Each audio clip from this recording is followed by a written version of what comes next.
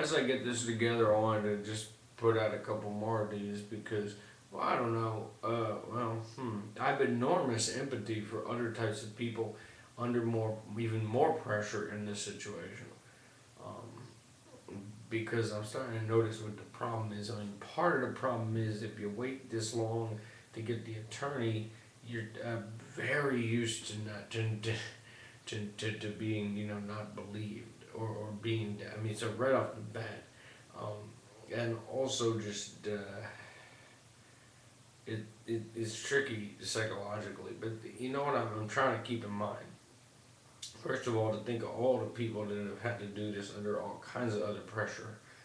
And also to remember that see, part of the problem of having people, and I'm sure this would be an insight that someone could identify with, particularly during one of these marriages with one of these scumbags, that when you had your boundaries violated this much, you do have this problem of telling everything or not wanting to, say the wrong thing or you get in trouble for saying the wrong. I mean, you just like you're or afraid your words will get used against you, and I just stick to the facts, and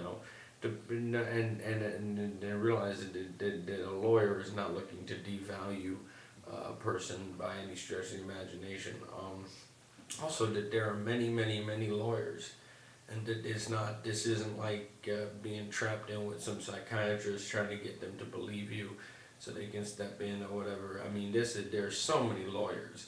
I mean, you just lay out up front that you're giving them the basic facts because you want to make sure that you have a sense of safety while you work the rest out. Give them the facts, but there's a bunch. They're not particularly interested in. I mean, lawyers defend. I mean, lawyers represent the people that do.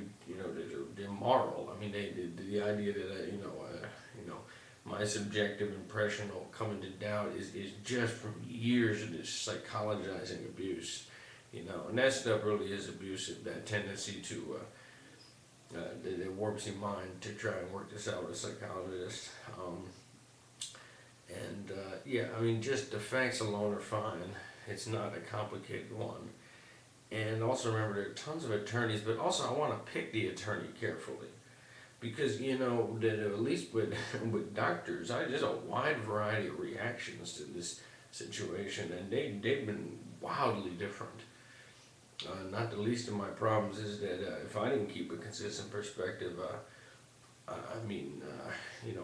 heard so many different reactions to so many things, including different reactions to what the problem was.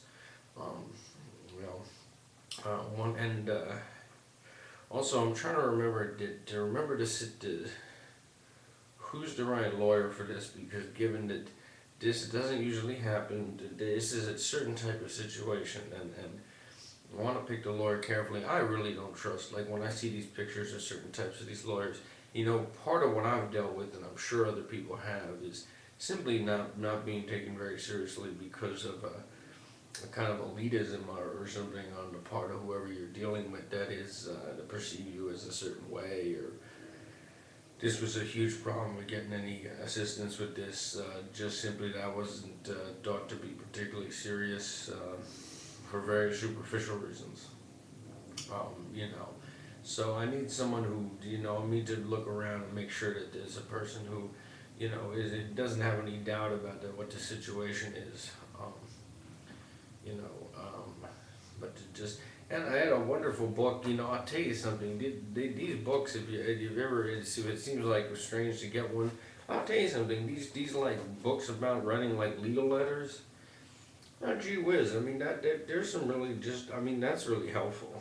I mean that's really helpful. There's a lot of these are like how to write something to a judge or whatever, but these are really great. I mean they clear everything up, and I think. I am going to focus more on, I'm going to see how it works out, but I'll tell you something, just to remember that there are zillions of attorneys and that take the power back in the situation, and that's what attorneys are for, and I'm going to make more videos as this goes along, because this will be interesting, because the person has not sought excessive contact, although I did get a letter indicating that they really felt that they wanted to be able to get in touch with me. Um, you know, because a big dimension of this is protecting myself for the future. Because right now things are actually relatively stable. But I'm saying that there's no way that these people are going to allow this to even if we go out to say a year from now, eventually they're going to do something if they something's going to happen. And so I have to also realize this is for the future. And this will allow me to focus on everything else involved in this because, only when you're safe can you realize what else may have happened. What happened with those psychiatrists is really twisted, but until I'm sort of get the sense that at least there's I have an attorney who accepts a certain premises about the thing, it's hard to move forward. You just so degraded after something like this. So we're working towards that, but I'll keep these videos coming because it's an interesting process and it's necessary. But I'm also continuing to do a bit of a cleanse. My system is a little screwy. I just wasn't my eating practices are a big part of my healing. The kind of PTSD I have is mostly manifests in the body. And so I really want to keep up with that. And I'll keep making videos, and it'll be just interesting to see how this goes because there's a lot of this is preparatory for the future because that's what happened last time. But I thought everything was fine for a while, so I didn't think about it. And then when it became apparent that I really had not contacted the person, all this stuff started happening. So, and once the pressure comes on, there's no way to deal with it. There's no way to deal with it. And also, if these people try to manipulate anyone, to be able to say, well, they have to call my attorney, to have that already set up is very important. You don't want to say, no, I'm getting an attorney. No. That's a big part of it. The fear factor is part of what makes you not credible. That's a big part of it, being afraid does make it seem to people like maybe you're irrational. Whereas if you say, no, I better talk to my attorney about that, and then we go from there. Also, I like this idea that what I figured out to do is to get this initial sense of safety and make it clear to the attorney that I don't know what type of attorney will be best to deal with this. There's a few different aspects, and I'm not sure what I want, and I'm not sure. We're just looking to get a situation where the person begins to really put pressure on this situation based on what they've done in the past, and that there is no way that there'll be any contact, and that no matter what happens or anything, that there cannot be any contact anymore.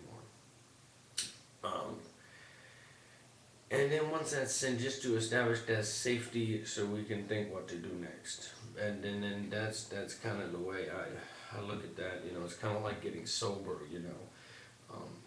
people, when you first, in 2006, when I got sober from alcohol, the idea at the time, and it turned out to be true, was like, well, we don't know what other plans you have, because the truth is, I bet things will look quite different after a long period of sobriety.